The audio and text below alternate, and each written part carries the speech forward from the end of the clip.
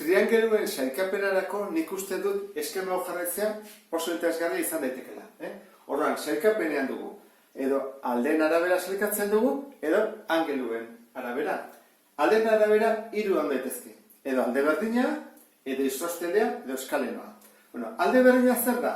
Hiru aldeak eta hiru angeluak berdinak direnean, adibidez, horrela. Kontzeptatzea, ondo egin dudala, eta hiru aldeak berdinak direla, eta hiru angeluak berdinak. Hori izango litzateke, alde berdina.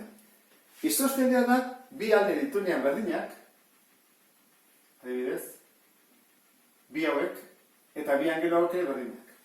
Izateke horrela, izan diteke bete horrela, hori, nahi dizuten bezala.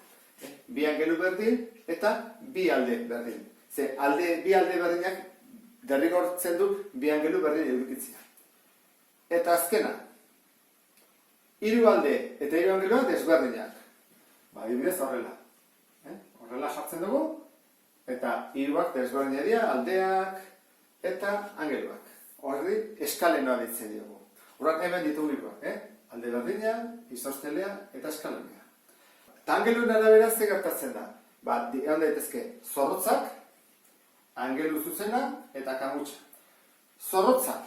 Zorrotza da, hiru angeluak zorrotza direnean. 90 gradu baino gutxiago dituenean. Adibidez, hau, hirua dira, 90 gradu baino gutxiago. Angelu zuzena, horietako bat edian, 90 gradukoa. Adibidez, horrela. Hau zabezeteke 90 gradukoa, eta dira, angelu zuzena. Eta kamutxa, bat edian, 90 gradu baino handiagoa. Adibidez, hau.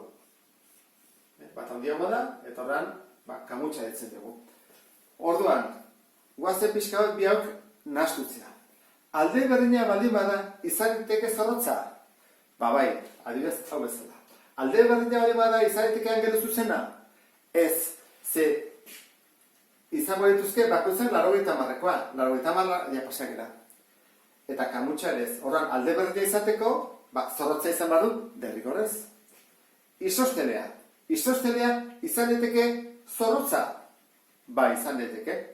Hiruak izatea, 90 gradukoak, baina gutxiago. Izan daiteke angelu zuzena?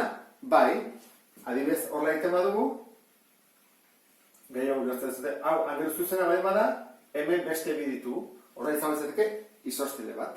Eta izan daiteke kamutxa isostele, adibidez, hau bezala, honek izango du, 90 gradu baino gehiago. Eta eskalenoetan, eskalenoa hirua desberdinak, izateke zorrotza, angelu zuzena ere bai, eta kamutxa ere bai.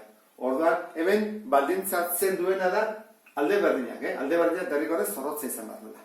Eta honekin bukatuko nuke, triangeluen sailkapenarekin, beste arte, agur.